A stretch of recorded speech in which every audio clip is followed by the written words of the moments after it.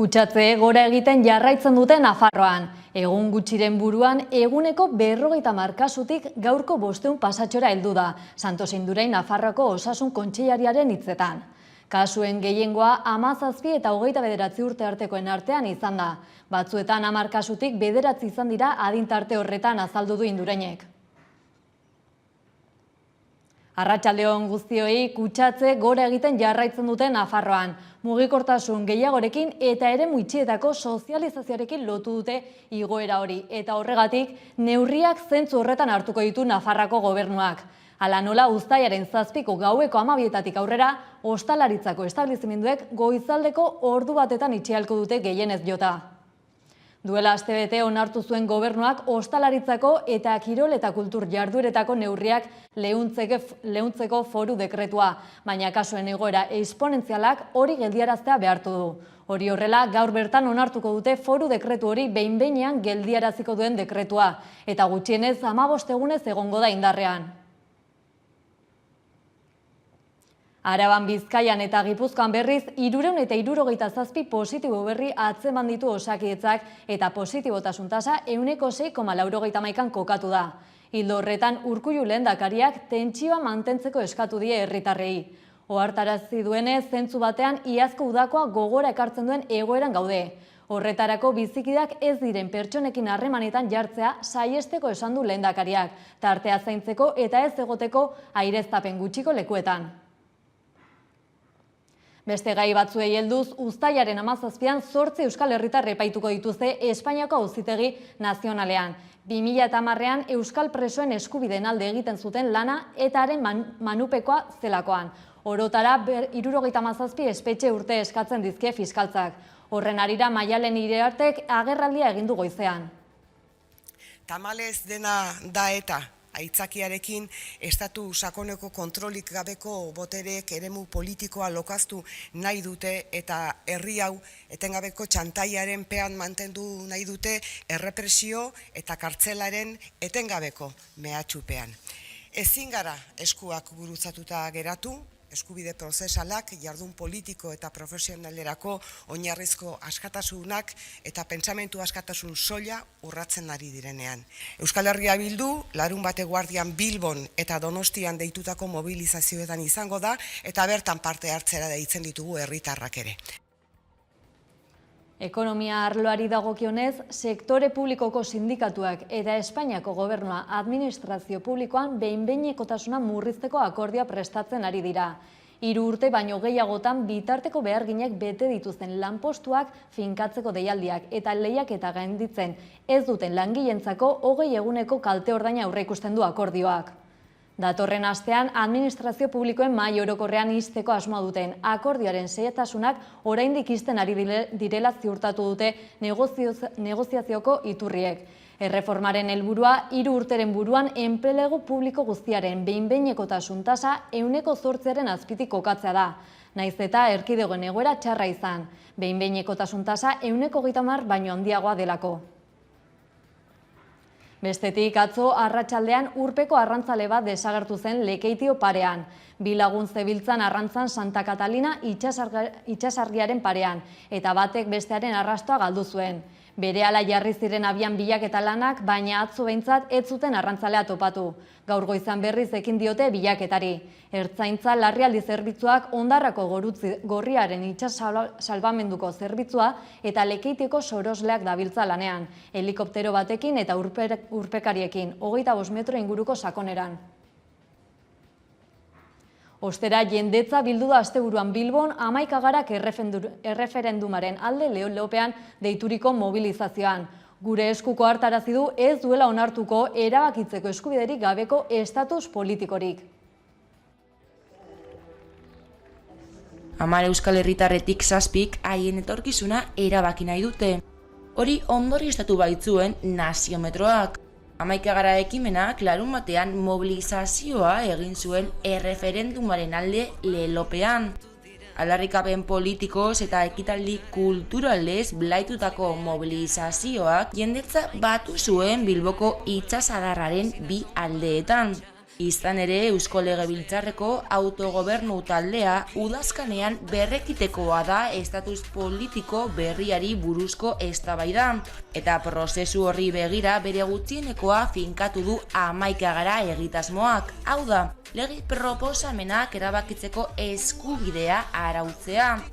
Eta horrez gain, estatu politiko berriak erabakitzeko eskubidea izan behar duela ardatz nabarmendu zuen. Erabaki nahi dugunok eta 11 gara erreferendumaren alde gaudenok ere.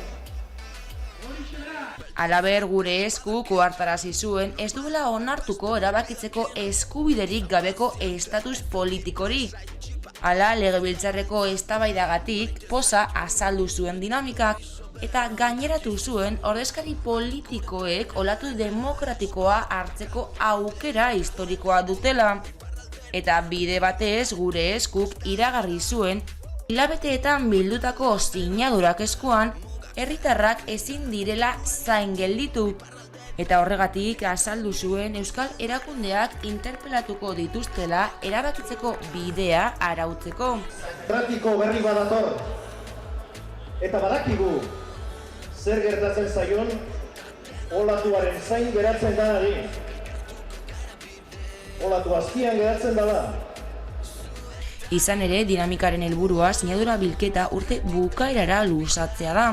Eta horrez gain herri eztabaida bat sustatu nahi du. Burujabetzarako bidean hurrengo urratsak zeintzuk izango diren adosteko. Era berean 11 garak jakinarazi zuen 2020ko udan mobilizazio erraldoia egingo dutela eragile katalanekin batera.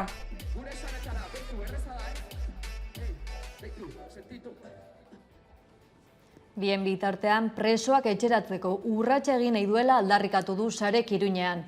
Hori ala 350 kilometroko ibialdia egingo dute hilaren 29tik urriaren 3. Iraiaren 29tik urriaren 3 barkatu. Gaurko mobilizazio honekin berriz ere kalera atera nahi izan dugu, nolabait ere sare herritarrak hemendik eta datozen hilabeterako martxan jarriko duen dinamika eta fase berriari aurre egiteko, ez? Egia da espetxe politika mugitzen ari dela, egia da estatuaren posizioa mugitzen ari dela, egia da hurbilketak eman direla, baina oraindikan ezin dezakegu esan salbuespenarekin bukatu dugula, ez? Zentzu horretan, uste dugu fase berri honetan lehentasunezkoa dela alde batetik salbuespena erabat amaitzea, eta horrek esan nahi du urrunketarekin behin betikoz bukatu behar dugula, eta bigarrenik presoen etxeratze prozesu hori azkartu behar dugu gradu progresioen bidez, ez? Eta oztoporik jarri gabe preso guztiek duten eskubide hori egitea, ez? Beraien garapena, gradu progresioen bidez, garapen hori egin ahal izateko. Eta zentzu horretan uste dugu Nafar gizarteak ere bai indartsu ekin behar diogula dinamika berri honi, eta horregatik gaurkoan kalera atera gara mobilizatzeko deia egiteko, baina batez ere irailaren 29tik urriaren 2 Nafarroan egingo dugun ekimen esanguratsu bat aurkezteko, ez? Lesakatik Iruñara oinez egingo dugu egunta gau gelditu gabe 3 egun terdien zehar egingo dugu ibilbidea, eta pixkat aldarrikatuko duguna da hori, ez? Salbuespenarekin behin betikoz amaitu behar dugula, eta behin betikoz jarri behar ditugula presoak etxeratzeko bidean. Uste dugulako hori dela etorkizun honetan, elkarbizitza da bakearen alde, etorkizunari egin aldiogun ekarpenik hoberena.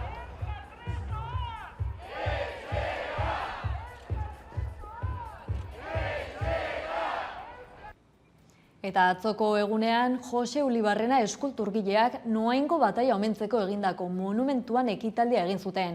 Hasiera batean, larun batean egitea aurre ikusten zen, baina Voxek leku eta ordu berean beste ekitaldi bat antolatu zuen. Horregatik arazoak saiheste aldera, Nafarroako independentziaren aldeko aldarriak atzo entzun ziren Getze herrian. Independentziaren aldeko aldarriak entzun dira Noainen 500 urte ondoren. Ekainaren 30ean 500 urte bete ziren Noaingo gudan Nafarrek Gaztelaren mendeko tropei aurre egin zietela. Nafarroako erresuma berreskuratzeko eginiko 3 saiakeretatik azkena izan zen. Bataila gogoratzeko ekitaldia egin dute igandean Jose Ulibarrena eskulturgileak gudua omentzeko egindako monumentuan. Ekitaldian gogoratu dute Nafarroko erresuma bizirik jarraitzen duela. 5 siglos después de la batalla de Noain, hay de nuevo navarras y navarros sobre los campos de Getze, pero esta vez son hombres y mujeres libres, y las banderas que portan no están caídas en el suelo, sino que ondean más libres y orgullosas que nunca. Jendea aske zutik. Gora Nafarroa!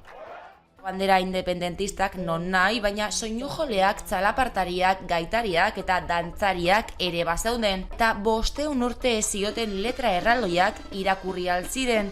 Hala ere, ekitaldia larun batean egitekoa zen, baina Vox eskuin muturreko alderdiak asteburuan iragarri zuen, ekitaldi bat egingo zuela egun, ordu eta leku berean. Noain 500 urte plataformak azaldu du provokazio jarrera horrek erakusten duela asko gelditzen dela egiteke. Ello nos da la verdadera medida de lo que queda por hacer. Y por eso es también el momento de recordar hoy que todavía nos quedan unas cuantas citas clave. La primera de ellas, el próximo mes de julio de 2022, cuando se cumplan 500 años del asedio y toma del simbólico Castillo de Amaiur. Igandeko hitzaldiaren amaieran aurrezkoa dantzatu zieten batailako gudariei. Ondoren gaitariek Nafarroako gorteen erezerkia abestu zuten, gaur egun ere erkidegoko erezerkia dena. Bestalde, departamendurako eta eskualdeetarako hauteskunden bigarren itzulia burutu zen duela astebete. Hendaia Euskal Kostaldeko kantonamenduan EH Baiko hautagaia gailendu ziren 29,3% lorturik. Hori hala, 2 kontseiari ditu orain Paueko erakundean. Nikolas Blain uztaritzeko uztapeza izan dugu gaur magazinean.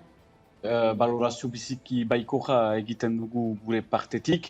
Ez da kanpaina erretsa izan, 2 aldiz atzeratuak izan baitziren hauteskunde horiek, COVID egoera sanitarioa gatik, eta nahiko komplikatua izan da, bai militantzia aktibatzea, hautagaiak atsemaitea, eta bereziki dendartean gure mezua helaraztea. Bailan pozik ateratzen gira fase hortatik, emaitza biziki honak lortu baititugu, naiz eta abstentzioak gora egin, gu beti hor gira eta indartsu. Ostera, 24 urteko gazte bat jipoitu eta hil zuten larun bat goizaldean Galiziako Koruñako diskoteka batetik hurbil. Naiz eta poliziak mugikor batekin lotutako gatazka bezala ikertu, biktimaren gertukoek eta mugimendu sozialek hilketa homofoboa izan dela adierazi dute. 13 pertsona atxilotu dituzte hilketarekin zerikusia dutelakoan. Gauzak horrela, interneten Justizia Samuelentzat mugimendua bultzatu dute biktimaren lagunek. Diskoteka inguruan gertatutakoa norbaitek ikusi baldin bazuen lekukotza emateko eskatzen dute. Testu inguru honetan, elkarretaratzea deitu dituzte gaur arratsaldeko 8:00 hilketa gaitzesteko. Eta Txileko Kongresuan berriz, Biltzar konstituziogilea eratzeko saioa egin dute. Ekitaldi ofizialean sortu dute datozen egunetan herrialdearentzat beste konstituzio bat idatzi duen erakundea. Elisa Lonkon Mapuche izendatu dute Biltzarreko buru. Felei, Mari, Pulambien! Emakume indigena bat izango da Txileko konstituzio berria egingo duen konbentzioko presidentean. Elisa Lonkon, aktivista Mapuche eta linguista hautatu dute batzordeko 155 kideek. Igande honetan egin dute lehen bilera konbentzio konstituziogilean, Txileko Kongresu Nazionalaren eraikin zaharrean. Bildu dira 155 konstituziogileak. Historian lehen aldiz emakume adina gizonezkok osatzen dute, eta indigenek 17 ordezkari dituzte bertan. Milaka herritar irten ziren kalera, goizeko lehen ordutik, hainbat kolektibo eta gizarte eragilek deitutan. Euren eskakizunak konstituzio berrian aintzat hartu daitezela aldarrikatzeko. Bitartean, Kongresuaren eraikin zaharrean protokoloa hautsi egin zuten batzordeko hainbat kidek poliziaren errepresioa geldiarazteko eta ordu batzuk lehenago atxilotutakoak askatzeko eskatuz. Txileko erezerkia entzuten ari ziren bitartean, esertzeari uko egin zioten batzordekoen bat kidek errepresio gehiagorik ez aldarrikatuz. Azkenean, saioa eten egin behar izan zuen errelatoreak. Saioari berrekin ondoren, Elisa Lonkon emakume indigena hautatu zuten 155 batzarkideek konstituzio berria osatzeko ardura duen asanbladako presidente. Txileko herritarren 12,8% da indigena, baina Txileko konstituzio bakar batek ere ez ditu sekula aintzat hartu. Pinocheten erregimenaren konstituzioa da, oraindik ere Txilen indarrean dagoena. Hori aldatzea izango da konbentzio konstituziogilearen ardura. Transformará Chile en un Chile plurinacional. Aldiz, Filipinetan gobernua jakinarazi duenez gutxienez 50 lagun hil dira atzo hegazki militar batek izaniko istripuaren eraginez, eta beste 53 pertsona zauritu. Bidaiarien gehiengoa militarrak ziren arren hegazkinak lurra jo zuen eremuan zeuden 3 zibil ere hil dira, eta beste hainbat zauritu. Defentsa Ministerioa kaxa beltzaren bila ari da ezbeharraren arrazoiak argitzeko asmoz. Eta kulturarloari helduz, Edorta Jimenez idazle bizkaitarrarekin izan gara. Idazlan berri bat lantzen ari da uztaritzen. Herritar guztiek irakur dezaten euskaran idazta du helburutzat.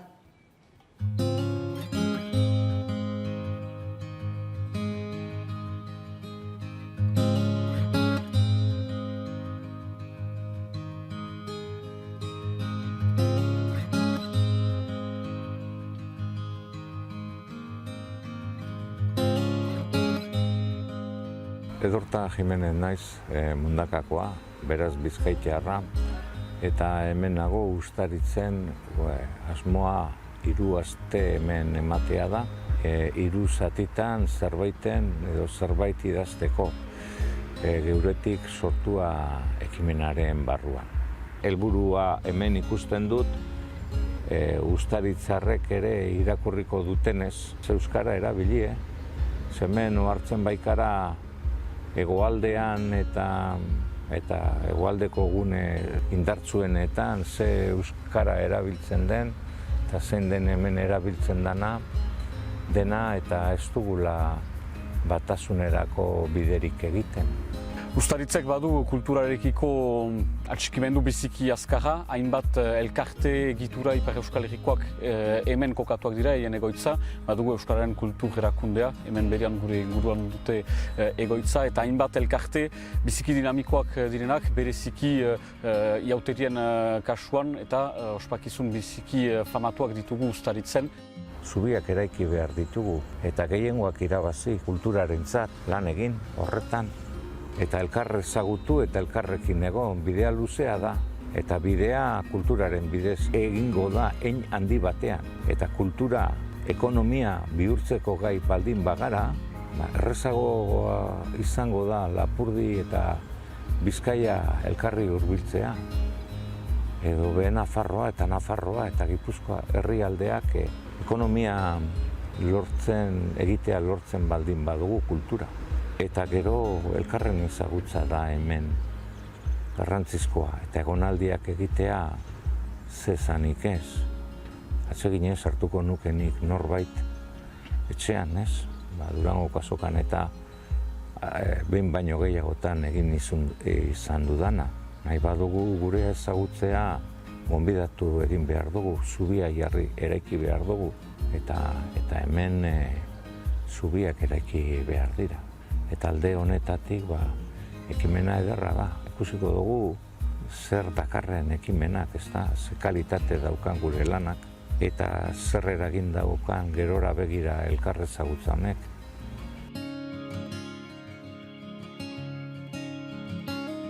Sentimendu hori piztea euskal kulturaren inguruan pertenentzia edo komunitate espiritu hori sortzea edo garatzea oraindik eta behar bada azitipi batzu dira memento honetan landatzen ditugunak fruitu ekartzen ahalko dutenak geroari begira. Guk zentzu hortan gira sartu programa honetan plazer handiz eta espero dugu bai fruituak emankorra izanen dela egoera ondoko urtei begira.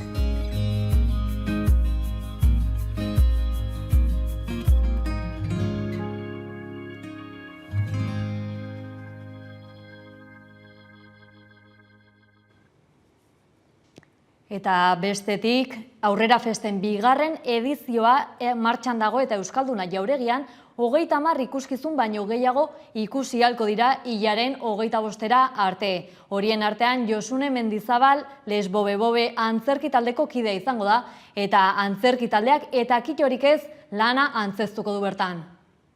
gaina lehenengoz joango gara Bilbora, Euskaldunan egingo dugu zuk ondo esan duzun bezala uztailaren 25ean eta kitorik ez ikuskizuna, gure lehentabiziko ikuskizuna da, Lesbobe konpainia moduan, urtebete bete dugu, ordutik, estreinutik, eta zer ikusi? Hortxe, pantailan ikusten dituzuen bi horiek, bi aizpa dira, eta bi aizpa horiek bizi dira nolabait itxita, edo itxialdi batean, ez bakarrik etxean, baizik eta hor nonbait. Euren zenean ere badago zerbait izkutua, eta hori da ikusi ahal izango duguna, beti ere umore absurdoari lotuta. Eta asteburuan EHZ Festivala izan da Irisarrin Nafarroa beherean. Euskal Herrian egin den maila horretako lehen jaialdia izan da. Egunero 3.000 pertsona hartzeko eskaini du segurtasun neurri zorrotzekin. Antolatzaileek balorazio positiboa egin dute.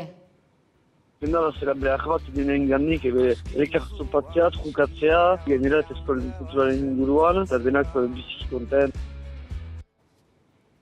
Eta kirolei dagokienez, Union Tutera futbol talde berria aurkeztu dute kontzientzia sozialean, berdintasunean, arrazakeriaren eta homofobiaren gaitzespenean eta euskararen sustapenean oinarrituz. Ibai Sueskun Euskal Herria oinarri eta auzolana lanabes dituen Herrigora Nafarroko ekimeneko kidea magazinean izan da ekimena bera Herribera futbol taldearen babeslea delarik.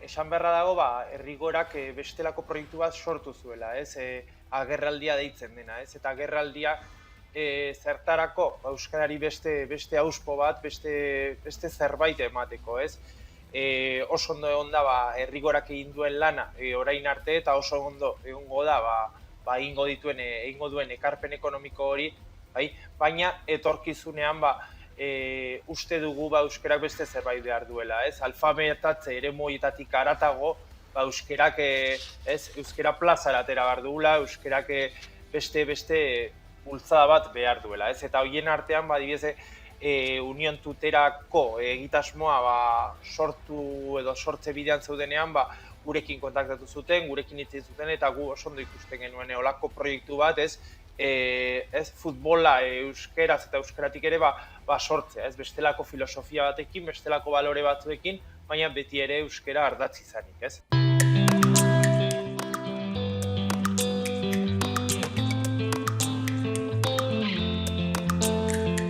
Union Tutera gara, gaur elkartu gara hemen proiektua aurkezteko eta gure nahian dagoen proiektu hori azaltzeko, Daramatzagu urte eta erdi proiektu honetan lan egiten, baina pandemia dela eta iasko asmoa genuen proiektua atzeratu dugu. Eta urten hori federatu talde bat sortu nahi izan dugu. Nahi duguna proiektu honekin da hori desmarkatu nahi garela gaur egungo taldeko funtzionamenduaz eta hemen asambleario funtzioak hartu, kide guztiak beraien botoa eta bozkoa dituztenak. Eta horrela funtzionatu nahi dugu eta momentuz badoaz ongi. 15 egunero edo biltzen gara hainbat erabaki hartzeko eta horrela funtzionatzen dugu oso ongi.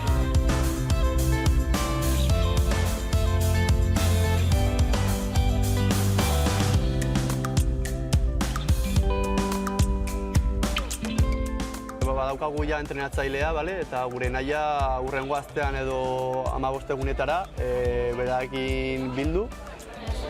Pixkat pretemporada eta urtean zehar egingo dugun entrenamenduak pixka bat antolatzeko, Euskagu gaur egun 18-19 jokalari, ordan falta zaizkigu oraindik 3-4-5 talde osoa sortzeko.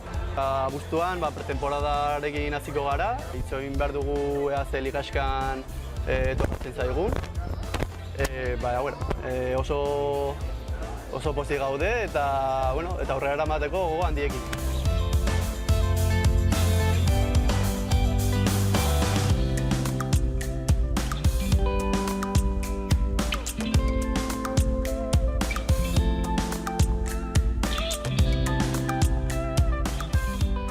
Eman dugu kriston bultzada Zerotik hastea ez da erresa, eta agerraldia atzean izatea oso garrantzitsua izan dago guretzat, ze izan dugu ekonomiko aldetik lasaitasun hori proiektua aurrera eramateko.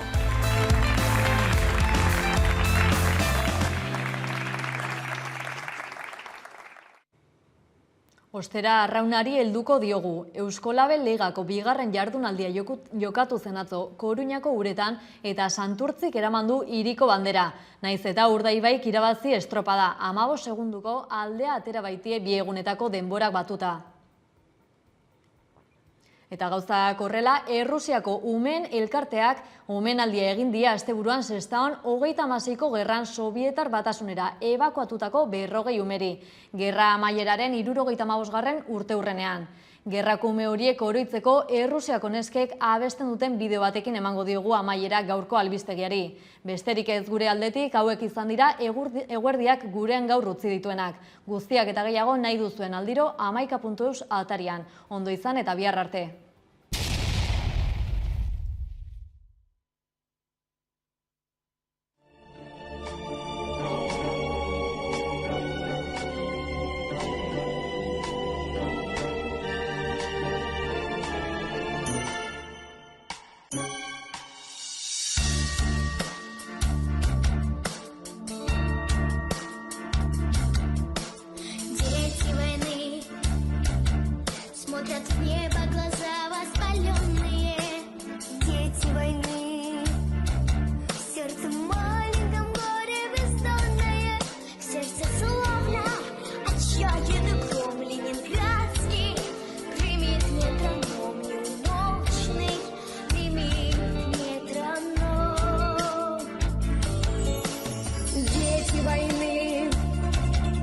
Набивались теплушки открытые, сети войны, хоронили кружки убитые.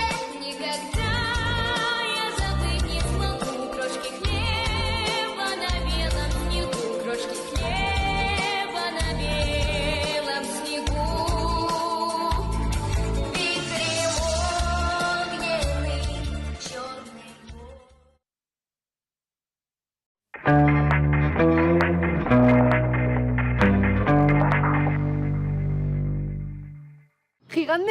Gigandean ezin dut.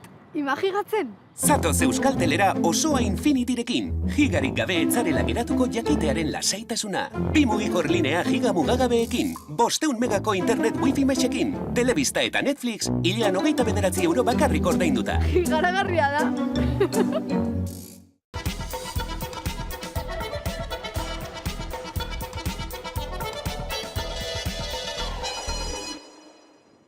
Arratsaldeko ordu bat da, beraz eguneko elkarrizketari ekiteko unea heldu da. Horretarako kameraren bestaldean Nikolas Blain Euskal Herria Baiko kidea eta Uztaritzeko auzapeza dugu. Kaixo Nikolas, ondo etorri gurera. Bai, egun deneri.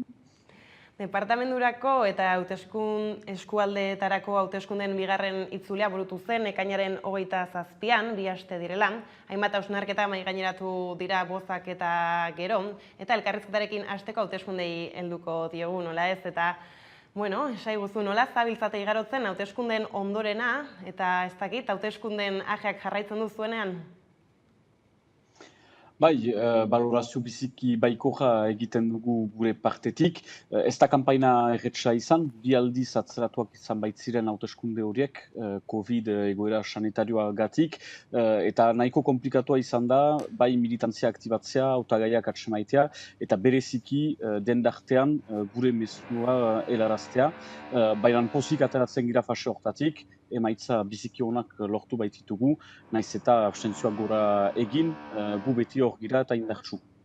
Bada, gaian sakontzen hasteko Euskal Herria Bairen emaitzei erreparatuko diegu. Sorpresa eman zuen lehen itzuliko emaitzak Hendaia Euskal Kostaldeko kantonamenduan Euskal Herria Baiko hautagaiak gailendu baitziren. Bozen 29 akots 3 lorturik. Bada, bigarren itzulian baieztatu zen koalizio abertzalearen emaitza. Nola hartu zenuten emaitza historiko horren berria?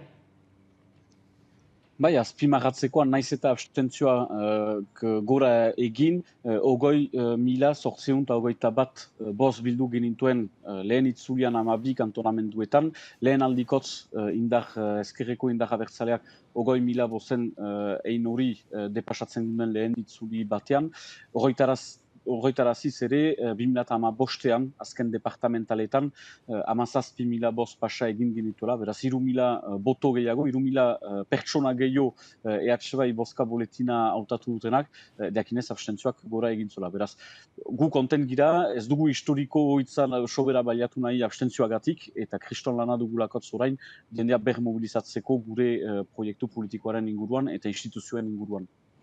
Abstentzioa aipatu duzu, zer gertatu da, irakurketa egiten duzu horren gainean? Dut, memento untan krisi sanitarioarekin ere ez dela errez jendea behitz motibatzean, behitz lotzea instituzio arloari. Departamentuak berak, abertzale giren ontzat, bereziki, ez du baita ezpada zentzua ondien instituzionalki. Naiz eta egunerokotasunean kudeatzen dituen eskumenak ondorio zuzenak ditu, soziala eta elkartasunak adibidez. Jendek ez dute beti harrapatzen departamentuaren garrantzia, eta justuki mugimendu politikoen ejola da, EH bezalako mugimendu politikoen ejola da, berriz lotzea jendeari, lotzea jendea instituzioari, eta entxeatu gira, kanpaina hontan, esplikatzea departamentutik ere interes bat bazola abertzale autetxeak izaitea.